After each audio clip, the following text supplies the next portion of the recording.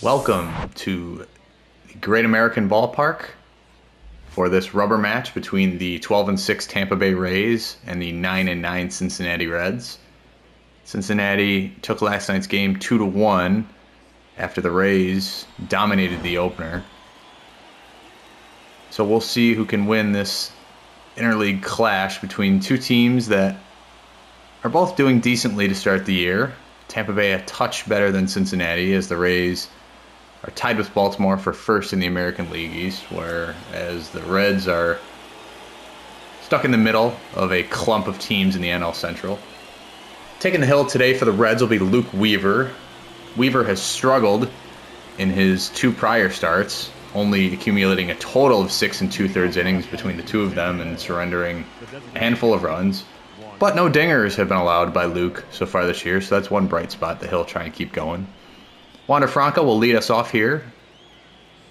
Partly cloudy afternoon in Cincinnati, and Franco will take the first pitch he sees low to get us underway. Franco will look at another fastball that stays outside, so quickly he's worked the count full. Franco comes in hitting 273. Hasn't walked much.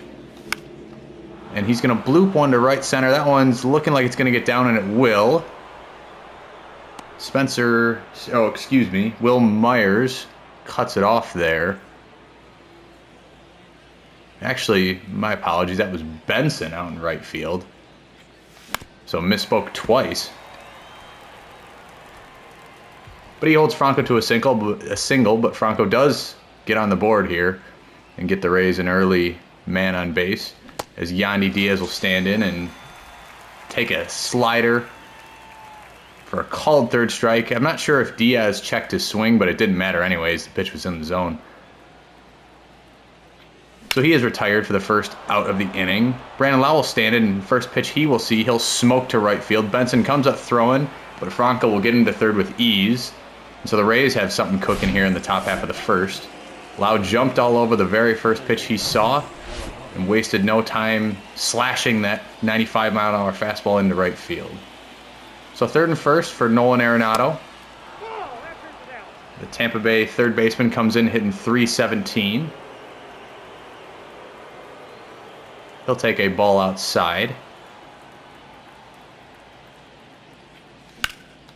And he likes the next pitch he sees. He smashes a fastball to left, but Friedel's going to have it and haul it in right on the warning track. Franco will tag up and score with ease. So the Rays do get a run, but they may be wishing that that ball took a different flight path, because Arenado squared it up, hit it well. In a hitter's park like the Great American Ballpark, you'd think that one could have got out of here. But if nothing else, it's a loud and long out. So 1-0 Tampa Bay here with 2 outs in the first, as Ian Happ stands in and fouls away the first pitch he sees. Happ is caught off guard, seemingly, by a 96-mile-an-hour fastball, so he'll swing and miss. But the Rays do get a couple hits and squeeze a run out of it. So we'll head to the bottom of the first with the visitors leading 1-0. Taking the hill for Tampa Bay will be their free agent acquisition, Zach Eflin. Eflin actually signed the biggest contract in Tampa Bay Rays free agent history, and has not really disappointed too much so far this year. 2-1 record and 2.75 ERA. So pitched decently after a good 7-year stint in Philadelphia.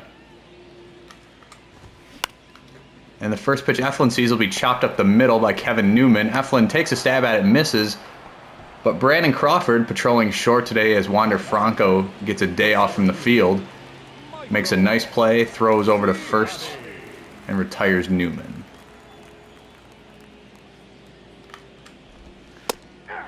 Michael Ciani will stand in. Center fielder, second-year player, off to a relatively mediocre start, hitting only 222, and he'll ground sinker over to Diaz at first. Yandy handles it easily, and Ciani is retired.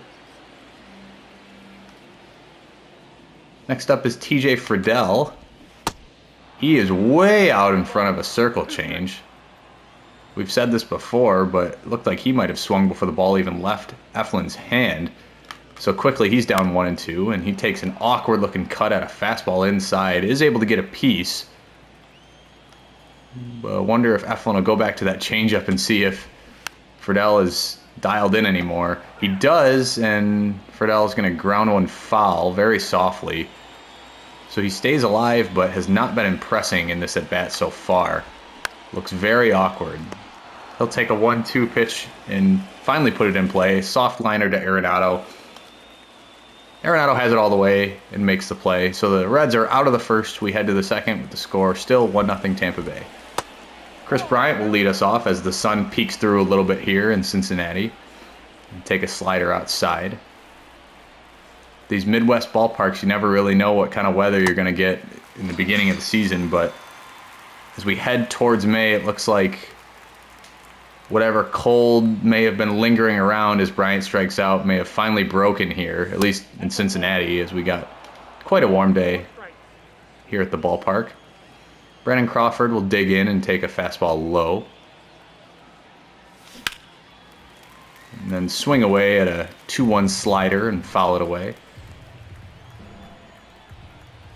Crawford, like many, making his Rays debut this year, was part of the huge roster overhaul as he strikes out on a slider. Part of the huge roster overhaul that accompanied new ownership of the Rays. So I think he's still settling into his Tampa Bay digs and kind of getting the feel for the American League. As Salvador Perez comes in hitting under 100. We'll try and keep the Rays alive here in the second. Perez is a 5-time Gold Glover, but hasn't won one in 5 years. But I wouldn't say that means that his play behind the plate has completely dropped off, as Perez strikes out looking at a fastball, and you can see the frustration for the veteran catcher there as he's given the home plate umpire a piece of his mind. So the Rays are retired in the top of the second. Elly De La Cruz will lead us off in the bottom half, one of the most exciting players in baseball. Homered in yesterday's game as well. Always a threat to take an extra base, steal a base, hit for the cycle as he swings through a cutter. And really, I think these new rules that have emphasized the stolen base and also tried to emphasize getting more balls in play and less of the 3 true outcomes, they're perfectly made for a player like Elly De La Cruz, who is going to pop one up to second. Lau's got it all the way and puts it away for the first out of the inning. With his speed, his rocket for an arm, and the power that he does have in his bat, he hasn't homered too much in the early going here, but you can see when he connects, that ball jumps off his bat as Spencer Steer, who's been the Reds' best player by far this year, is going to single up the middle. So Cincinnati's on the board for the first time today. Steer entered hitting .315 and has only improved upon that in his one at-bat so far today. Jonathan India will step up to the plate with a 3-2 count, so a chance for a rally here for the Reds if India can get on base. And he can, as he takes a sinker low. So after Eflin retired the first 4 hitters he saw with total ease, the Reds now have something cooking here in the bottom of the second. Noelvi Marte, the designated hitter, will stand in. He too has a 3-2 count. But Eflin will not walk Marte as he gets him to fly one to left. Bryant's got it all the way, and he'll put it out for the second out of the inning. And that'll leave Will Benson to stride to the plate. Benson, playing in right field, was actually a late addition to the lineup. Will Myers was supposed to go, and then not totally sure what happened, but once the players hit the field, instead of Will Myers in right, which we were told was going to be the case, we had Benson. Benson's going to fly one to center. Decent contact, but no trouble out there for Christopher Morel, who will lead us off in the top half of the third. So Eflin escapes a little bit of trouble, and we head to the third with the Rays still leading 1-0. Christopher Morel will lead us off and ground the first pitch he sees to first. Spencer Steer handles it with no problem, and the former Cub is retired. So the lineup turns over as Wander Franco steps in. He's going to take a pitch low, checked his swing, and The appeal to third confirms that he did not swing. So the Rays' normal shortstop today, designated hitter, has a 2-1 count. He's going to chop one up the middle to short. No problem for Newman. He throws over to first in plenty of time to retire Franco. So quickly, the Rays have 2 outs here in the top of the third. Yandy Diaz will try and keep the visitors alive. And he popped one. Looked like it might be a Texas leaguer, but Elly De La Cruz's speed, reaction time, and length allow him to snag that one. So we're heading to the bottom of the third. Tampa still leads 1-0. Tyler Stevenson is going to fly the first pitch he sees semi-deep to right, but is able to grab it about 6 steps shy of the warning track, so Stevenson's retired. Among many, he is a player who has really struggled this year after a fantastic 2022. As Kevin Newman's going to fly the first pitch he sees to left, Bryant has to kind of sprint there a little bit, but is able to make the play. Stevenson hit well over 300 last year and really looked like one of the best young players in baseball. And so far this year, as Michael Ciani smokes one to left, Bryant's busy again. He's able to cut it off, though, and hold Ciani to only a single. But yeah, after Stevenson really just burst on the scene last year and did a terrific job, not only calling a good game, but hitting well over 300. So far this year, he has no homers, no RBIs, and is hitting under 150. So you hope for his sake and for the sake of all guys who are trying to figure out what's going wrong in 2023 after years of success, you hope he and all of them are able to straighten it out. TJ Friedel is going to pop a 3-2 pitch into foul territory. Arenado's going to snag it. And Eflin is through 3. We're off to the 4th. Still 1-0 Rays, our score. Brandon Lau singled in his first at-bat. And is going to foul away a fastball.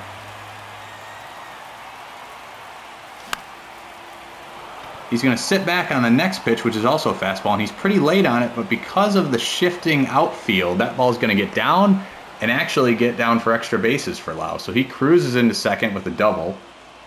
TJ Friedel played it about as well as he could off the bat, but the Reds were shifted pretty heavily towards center and right field against the pull-heavy Lau, and he made him pay there, sitting way back on a fastball and poking it to left for a double. So the Rays have a leadoff double here in the 4th, and Arenado's going to take a slider outside for the one and only pitch that he'll see in the at-bat, so he works a walk. And Ian Hepp will stand in with 2 men on and nobody out. Happ grounds the first pitch he sees to second. Looks like it might be 2, and indeed it is. 4-6-3 double play. Excellent turn there by Jonathan India and Kevin Newman. And what looked to be a promising inning may be going off the rails already, as it's up to Chris Bryant to try and come up with a 2-out knock to get Lau home. Bryant's going to foul away a slider. I will say, even though Luke Weaver's stat line looks pretty good, he has hung a lot of pitches, and the Rays just have not made him pay. And sure enough, throws a slider in there, maybe not hung, but could have been something. Instead, Bryant caught off guard by it and takes a called third strike. So Bryant's retired, the Rays are retired. We head to the bottom of the 4th, Tampa Bay clinging to a 1-0 lead. Elly De La Cruz will ground the first pitch he sees to second. I will say, on both sides, it doesn't seem like too many hitters are working counts today. With it being a getaway day, often that can lend itself to guys being a little more aggressive. We'll see if that changes at all. As Spencer Steer strides to the plate, he's going to smoke a pitch to left. Tough play for Bryant, and it's off the top of his glove. That one's going to get down. Steer's going to cruise into second. Bryant took a tumble there. Looks like he's okay.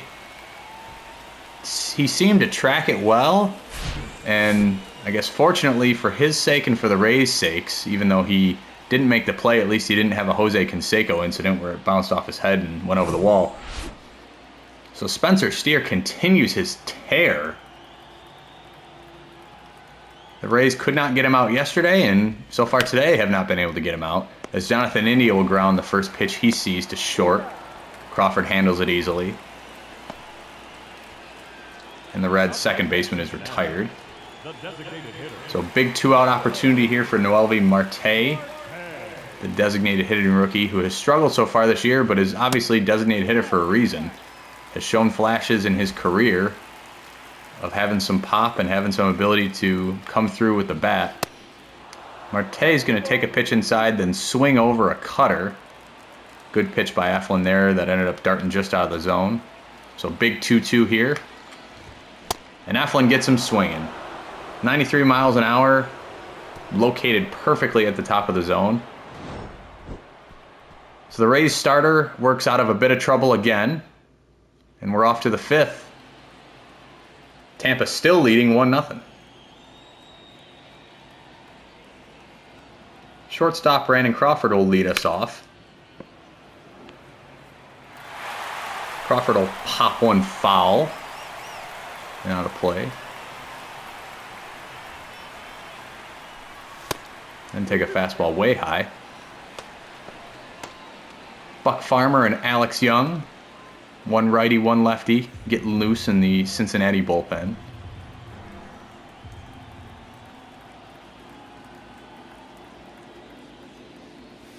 Two-two to Crawford is going to be fouled away again.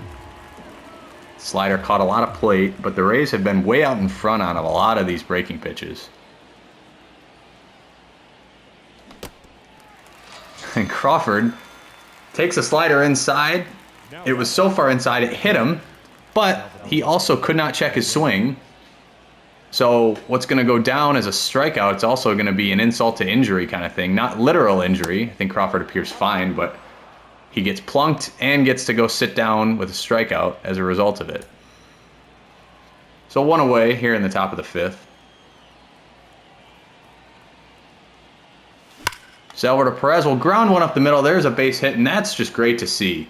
For a veteran who's experienced so much success in his career, it's been really tough for him to come to a place where they have win-now expectations and to really be slumping at the plate. So let's hope that that single can get him going, and if nothing else, for now it gets hopefully some burden off of his shoulders.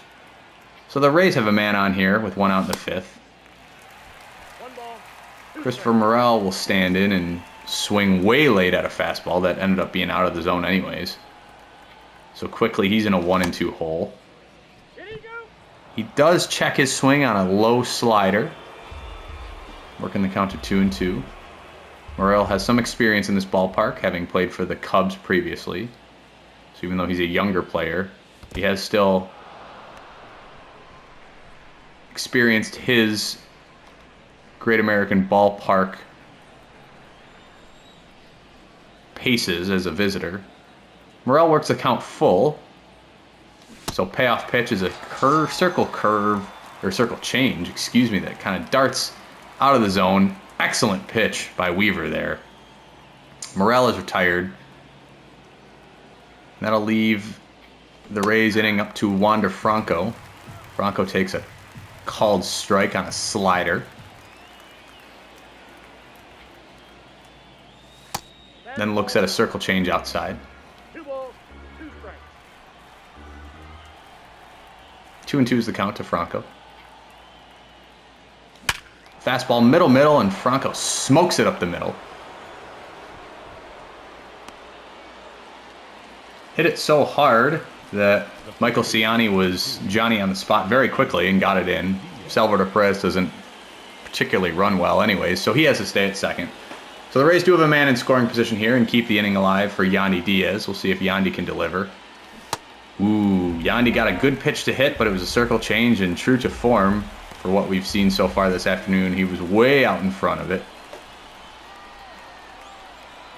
So the count will go 1-2 to Diaz. And he strikes out on a fastball. A nice combo there. In this case, he set up the fastball with a nice changeup. But Weaver pitches out of trouble in the fifth. We head to the bottom of the fifth. Tampa still leading 1-0. Will Benson, who singled yesterday but flew out with a man in scoring position earlier, will lead off the Reds' half of the fifth. And he'll swing through a fastball. So Eflin's got a strikeout. Hasn't piled up too many of them today, but has shown a knack for getting them when he needs them.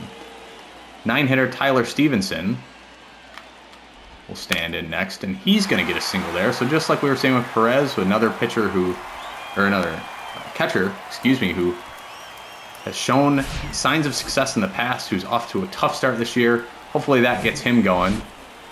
And it does get the Reds going here in the bottom of the fifth, at least going all the way to first. So Stevenson will stand in at first. Kevin Newman's going to chop one. Oh, no. Looked like it could have been a double play, but Lau throws errantly into left field. Chris Bryant is able to be there in a manner that none of the runners can advance any further. But that's going to go down as an E4. And what could have been a double play, it might have been a tough turn, especially because Newman runs pretty decently. But regardless, instead of it being at least one out, maybe two, it's nothing. And the Reds are in business here in the fifth. Michael Ciani swings over a changeup. Good pitch there by Eflin to bring the count to 1-2. And Ciani's too late to catch up to the fastball. It's funny, Eflin's been kind of blowing this fastball by Reds hitters the past couple innings. It's obviously not an overpowering pitch velocity-wise, but I think he pairs it well with his off-speed pitches. So a big second out for Eflin to get there. And now the inning will fall on the shoulders of TJ Friedl. He's going to chop one to first. Fantastic diving play by Yandy Diaz. Wow! Saves a run, as with 2 outs, the runners would have been off on contact. Diaz goes full extension, Superman dives, throws over to Eflin, and the Reds are retired here in the fifth. What a play. We head to the sixth, with the score still 1-0 Tampa Bay. And it looks like not only are the Reds going to go to a new pitcher, I don't think it had anything to do with Luke Weaver's performance per se. It was just a pitch count thing, especially in the early going here in the 2023 season. So Luke Weaver, solid 5-inning, 1-run effort will give way to Alex Young. Young, a bit of a funky delivery. And as a southpaw, that's another layer of uniqueness. He'll get Brandon Lau to fly out to right. Will Benson will handle it with ease. Nolan Arenado will step in and strike out just as quickly as he got up there. Swings over a circle change. And Ian Happ will fly the first pitch he sees to center. So real quick work made of the Rays here in the sixth. Alex Young pitches well and pitches quickly. And we head to the bottom half. Tampa still clinging to a 1-0 lead. Ellie De La Cruz will lead us off and foul away the first pitch he sees. Eflin approaching 100 pitches. This is his 97th of the day right here as he misses outside with a sinker. See if Eflin goes back to the fastball. The elevated fastball has been his strikeout pitch this afternoon. And it is once again as De La Cruz can't catch up. That was Eflin's fastest one on the day, coming in at 95 miles an hour. And advancements in technology and in pitching analytics as Spencer Steer, what a surprise, smokes one to right. That ball is off the wall and was probably a foot away from being a game-tying homer. So the Reds' first baseman will cruise into second with his second double of the day and third hit. I mean, this guy is hotter than mercury right now. He is on fire's fire. But as I was saying, as Jonathan India lines one to right, that's going to tie the game. Base hit for the Reds' second baseman. Steer comes around to score, and just like that, we're tied. I keep trying to mention the value of technology and different kinds of metrics in telling us about things like spin rate so that we know velocity isn't the end-all, be-all for telling how effective a pitch might be. And all the while, Zach Eflin keeps getting hit as I'm trying to explain this. So I'll just stop mentioning it. But the Reds do tie the score. Let's see if Eflin can regroup here and get out of the sixth. Noelvi Marte is going to swing through a sinker. So that moves the count to 1-2. He swings and misses. But India was off with the pitch. So Marte strikes out, but India does take second. So good heads-up base running. by the Reds there, and now they've got another man in scoring position if Will Benson can come through. Benson fouls away a sinker. And Eflin goes right back to the fastball, just misses. It was, upper in fastball like so many of them have been today, but a great eye there by Benson to hold off. Eflin goes to the fastball again, and Benson flies it pretty deep to right. Happ is going to make the catch about a half step shy of the warning track, though. So the Reds are retired, but not before Jonathan India cashes in a Spencer Steer double. It's 1-1 heading to the 7th. So that dominant inning by Alex Young is all we will see from the lefty today, as he gives way to Buck Farmer, former Detroit Tiger, who has had some experience starting, is now in a relief role out of the Cincinnati pen. Sean Armstrong and Colin Poche continue to warm in the Tampa bullpen. I'm guessing Eflin is done. He was right around 120 pitches at the end of the bottom of the 6th, though. He will probably give way to one of the two as Farmer misses the first pitch he throws inside to Chris Bryant. Good changeup there, fools the Rays' left fielder as he swings over it. 2-2 slider misses low. So Bryant has worked the count full. And he's going to ground one to third. Good play by De La Cruz. Sliding stop. Gets to his feet. Throws over to first to retire Bryant in plenty of time. Nice glove work there by the rookie. And Farmer gets the first out of the 7th. Brandon Crawford will step in and fly the first pitch he sees to center. No trouble at all for Ciani. And the Rays shortstop is retired. So Salvador Perez will step in. He'll chop the first pitch he sees to short. Kevin Newman handles it. As we mentioned, I don't know if it's a getaway day. I don't know if the hitters on both sides just really like what they're seeing. A lot of early swings and at-bats. And probably something to be said for that having a role to play in the score being 1-1. It's stretch time here in Cincinnati, with the Rays and the Reds both tied at 1. Looks like Sean Armstrong is going to be the choice. Armstrong actually just making his major league debut this year, today. He started the year in Durham and then came up as a result of Tyler Glasnow suffering a concussion with that line drive he took off the head the other day. So the Rays, rather than adding a new starter, they just moved Jeffrey Springs from the bullpen into a starting role and add a reliever. So Armstrong had decent success last year. Pitcher who likes to stay low in the zone and rely on his sinker. He's going to get the first out of the inning, but then surrender a single to Kevin Newman, which is just past a diving Arenado at third. So the Reds' leadoff man is on. Michael Ciani next up. He swings over a slurve. Good pitch there. It was actually the first time that Armstrong had thrown it in this inning. So it may have been hard, especially with Armstrong just being called up. May have been hard for Ciani to really expect to see that one. TJ Friedel, last hope for the Reds here in the 7th. He looks at a sinker at the bottom corner of the zone. Just catches the black. Good pitch there by Armstrong. And the 1-2 fastball, 98 miles an hour, right by Friedel. So the Reds are retired here in the 7th. We head to the 8th. Still 1-1. Number 63. Kendall Graveman will join Colin Poche in warming in the Tampa Bay bullpen.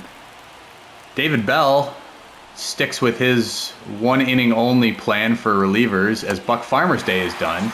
He's going to give way to Fernando Cruz, who strikes out Christopher Morel with the first pitch he throws. Yet another off-speed pitch that the Rays just couldn't quite figure out.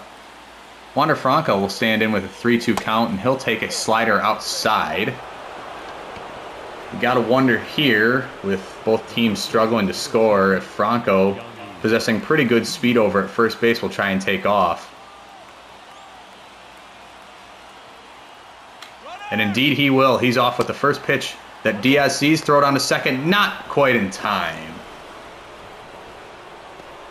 So the Rays leadoff man steals his way into scoring position. That's Franco's third stolen base of the year. Diaz did swing at a splitter that was out of the zone there. So he's down 1-2 in the count. He will check his swing, though, on a slider outside as Lucas Sims warms in the Cincinnati bullpen. They have had no gun shyness in calling on different relievers so far today. Yandy Diaz is going to line a pitch to left. Diving play out there by TJ Friedel. Incredible effort, full extension dive. And you got to give him credit. He really, really went for it there, because if he misses, that ball is going all the way to the wall. Diaz might be on third. Franco is certainly scoring. Franco ends up staying at second, though. He probably could have tagged, but what a play there by the Reds left fielder to keep us deadlocked at one, but not for long, as Brandon Lau chops a first pitch he sees up the middle. That's a base hit. Franco will come around to score, and the stolen base ends up paying dividends for the Rays as Lau comes through with his second single of the day. Huge hit there, and we'll see if that's a deciding blow in what has been a pretty good pitcher's duel today. Nothing too special. It was a slider that ended up middle, and Lau made pretty good contact, chopped it up the middle, and that got the job done. Rays looking for more here as Arenado stands in, fouls away a slider. Sees another slider that catches him seemingly off guard as he's only able to fight it off. So we'll stay at 2-2. Fernando Cruz keeping an eye on Lau at first. Don't know that we would see him take off, but can never rule it out in the year 2023. Arenado swings through a high fastball. So he is retired, but the Rays do take the lead thanks to a walk to Franco, a stolen base, and then despite a sparkling defensive play by TJ Friedel, the Rays do take the lead. So we head to the bottom half with the visitors protecting a 2-1 lead. Looks like Sean Armstrong will stay in, at least to start the inning. I think De La Cruz, while being a switch hitter, doesn't necessarily, at least early on in his career here, seem to show a huge penchant for completely dominating righties. So with Armstrong having pitched a strong bottom half, I think Kevin Cash wants to give him some runway here and see if he can get through another inning. The 3-2 to De La Cruz is big-time trouble for the Rays. That's going to go up the gap, and it's going to go all the way to the wall. Cruz is going to cruise into third without a throw. And just like that, the Reds seem poised to answer. Cruz's second triple of the day. It was a 3-2 sinker that was really not a bad pitch at all. Stayed down in the zone. In fact, was out of the zone. Would have been ball 4. But Cruz is able to barrel it up, put it in the left center gap, and then run like few else in the league can. So it's Spencer Steer digging in, who the Rays have... It's an understatement to say that they've struggled to get Spencer out. They haven't gotten him out. And they won't again as he laces one into left center. That's his 4th hit of the day. At least the Rays will keep it down to a single. So just as quickly as the visitors take the lead, the home team answers. It's 2-2, and I think that's going to be the end of Sean Armstrong's day. And indeed it is. So a decent inning in the 7th, but very quickly lost the plot here in the 8th. So Kendall Graveman will trot in from the bullpen, trying to keep the Rays alive here in the bottom of the 8th. But he'll miss badly twice to Jonathan India and walk the Reds' second baseman. So we'll see if they're trying to bunt here. It looks like they are. Marte gets one down. Excellent bunt. Advances the runners well. Perez handles it and throws over to first to retire Marte. But the deed is done. So with Will Benson standing in, looks like Kevin Cash, just as he did for Spencer Steers at bat will keep the infield in, hoping that on any ground ball they can throw home. Steer does not run fantastically at third, so we'll bear that in mind. Will Benson stands in with a 1-1 count and takes a called strike to start off. Big one there for Graveman. We'll see if he can follow it up with one more and get a huge punch out. 99-mile-an-hour fastball is fouled away there. The Rays have had a lot of success staying high in the zone with fastballs and 2 strikes. So I wouldn't be surprised to see him go right back to it. Indeed he will, and Benson, to his credit, spoils it again, fouling it away. So we'll do it again. The 1-2 pitch. Graveman goes for a splitter that Benson fouls away. So good battle here. 1-2 is fouled away again. Graveman missed his spot a little more than he otherwise had. That one ended up right in the middle of the plate, 98-mile-an-hour fastball. See if he sticks with the cheese. He does, and it rings Benson up. Called third strike that just caught the top of the zone. Huge strike out there for the Rays. And all of a sudden, they are 1 out away from wiggling out of some big-time trouble here, as Tyler Stevenson, who has struggled mightily this year, as we've detailed, but did single in his last at-bat, steps in. Stevenson is unable to check his swing on a sinker that I believe was a called strike anyways. So quickly, Graveman has Stevenson down 1-2 in the count. And Graveman pumps another fastball in there. Another called third strike. Huge strikeout for the reliever out of the pen for the Rays. And Ellie De La Cruz's triple does allow the Reds to tie the inning.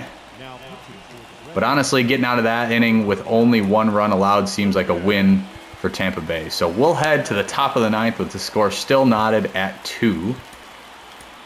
As we see Liam Hendricks getting loose in the pen.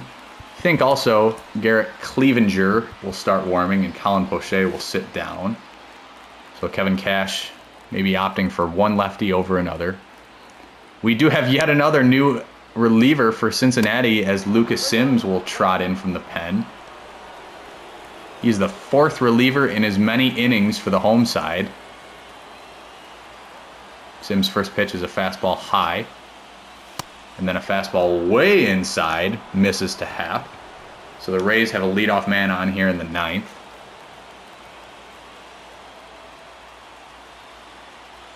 Next up is Chris Bryant. Bryant takes a knuckle curve. Good pitch there by Sims as Ian Gabot warms in the Cincinnati pen. It's just crazy how consistent their relief appearances have been in this game today. Bryant chops one through the hole into right. That one's going to get through. That's a base hit. Benson got to it quickly and threw strongly over to Cruz at third, so Happ stays at second. But the Rays are in business here, and you got to wonder if maybe Crawford will try and lay down a bunt. Looks like he will, and he does lay it down pretty well. Cruz handles it at third, throws to second for one. He does get Bryant over at second, but Crawford's able to run it out. So the job is mostly done. The Rays will have men on the corners here with 1 out, and Salvador Perez stepping in. Perez is certainly a double play candidate with as poorly as he runs. But the veteran has shown a knack for coming through in the clutch throughout his career. So this would be a huge opportunity for him to continue to break free from the shackles of his poor performance early on this year and deliver for his new team, as he takes a knuckle curve outside and swings through a fastball up in the zone. So 2-2 is the count.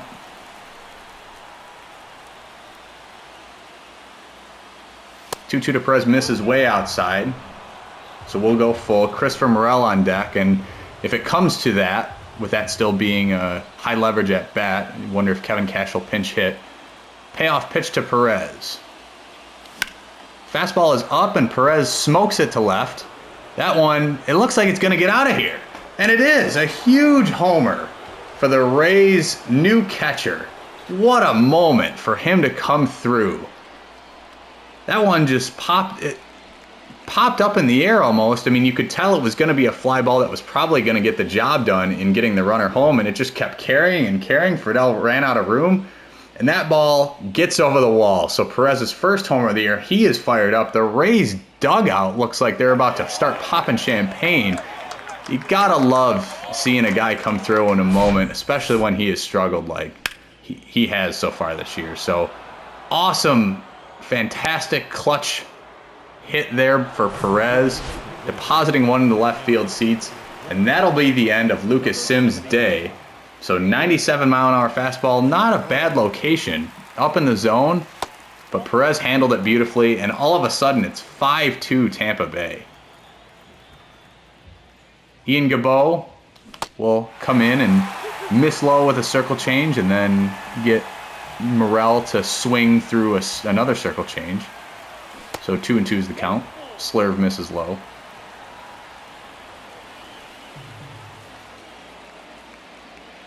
Payoff pitch to Morel is fouled away.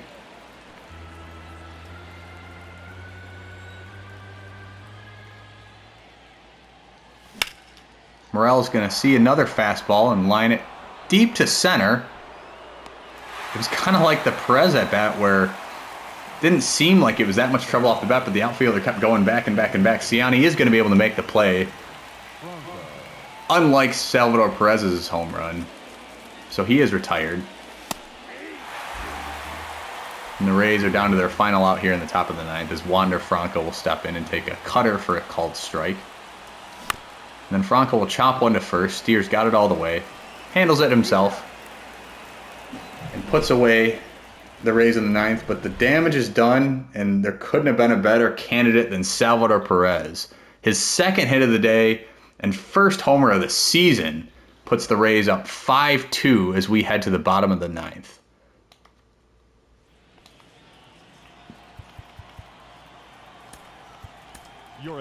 Liam Hendriks will take over. Hendriks has struggled this year with an 8.44 ERA, but has somehow managed to still be a perfect 3 for 3 in save opportunities.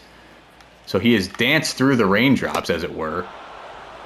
He'll face the top of the Reds order and get Kevin Newman to swing at a slider.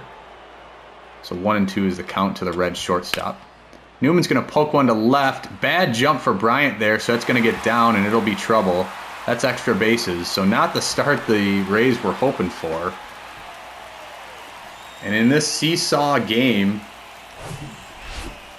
it would really be something if the Reds were able to answer Tampa Bay's 3 runs with 3 of their own. So the Reds have a man on second to start us off. At this point, especially with how Hendriks has struggled, you got to hope he can just get some outs, even if the Reds end up getting that run across.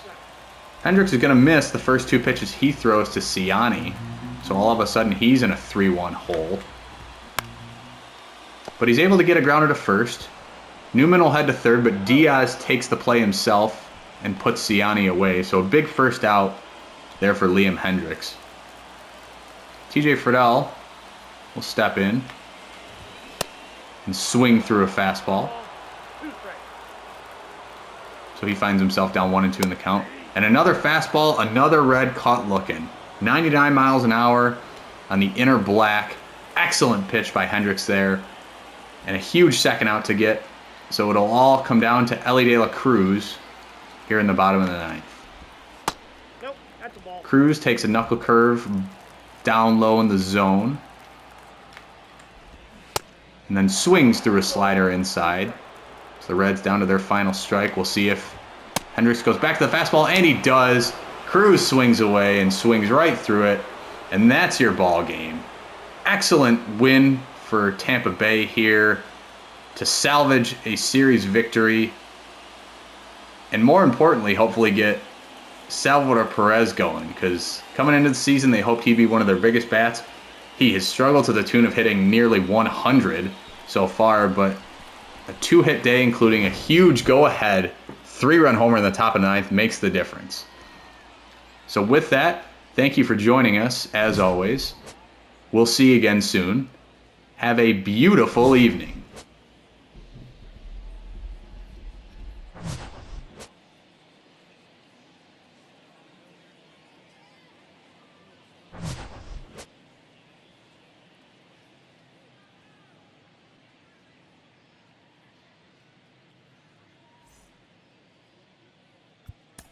The final line score for this afternoon's ball game. For the victorious Rays, 5 runs, 8 hits, 1 error. They left 5 men on base. For the Reds, 2 runs, 10 hits, no errors. They left 11 men on